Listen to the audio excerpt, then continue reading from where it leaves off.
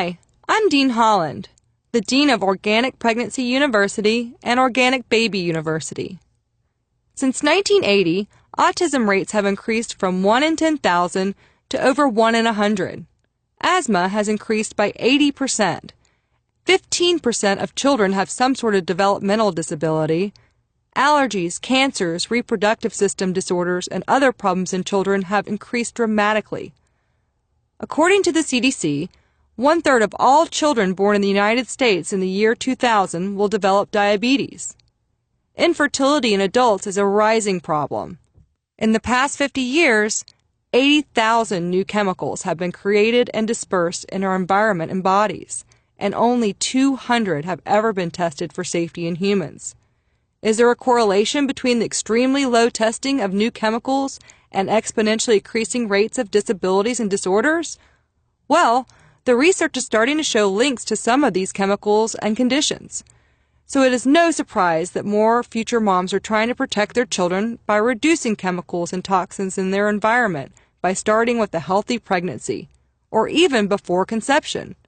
Chemical exposures in the womb or during infancy can be dramatically more harmful than exposures later in life.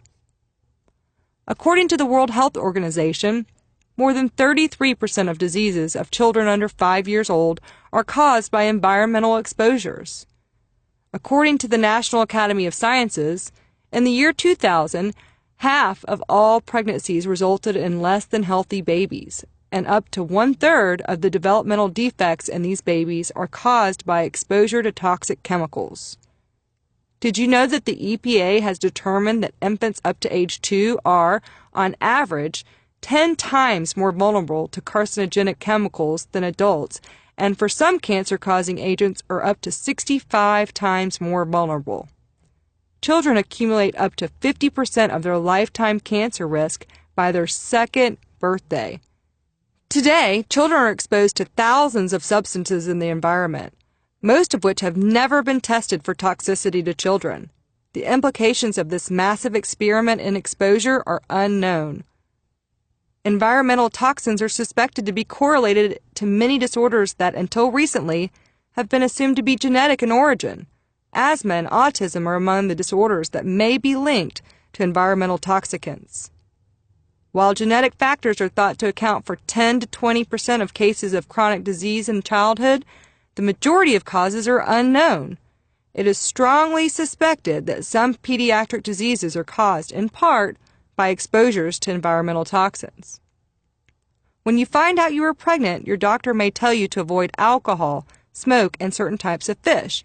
But what about other things that can potentially harm your baby? What about pesticides and chemicals in the products you use in your home? How do you find out the other things to avoid to protect your baby? Get educated and make simple changes. That's how. There is so much information out there on the news, media, internet, and in books about what you should do and what you should avoid. It can add stress and anxiety to an already nervous mom.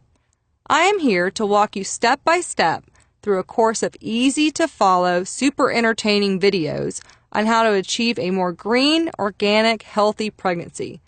The information you will receive is current, comprehensive, and updated often. This website eliminates the need to spend hours reading tons of boring books or furiously researching the internet. I mean, who has time for that?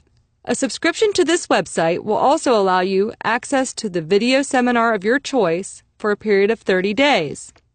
The Organic Pregnancy Seminar includes information on your body, your home, your food, and a brief seminar on pre- and post-pregnancy. The Organic Baby Seminar includes your baby's body, food, home, clothing, and toys. The chemicals that you are most likely to be exposed to, where you might find them, and their effects, how to look for these chemicals and search for products that do not contain these ingredients, a list of some products that are free of these chemicals and are safe for you and your baby, and finally you will have the option to sign up for a monthly newsletter with up-to-date research and discoveries about toxins and chemicals in our environment. Here is a sample of what you will learn in the easy format on this site.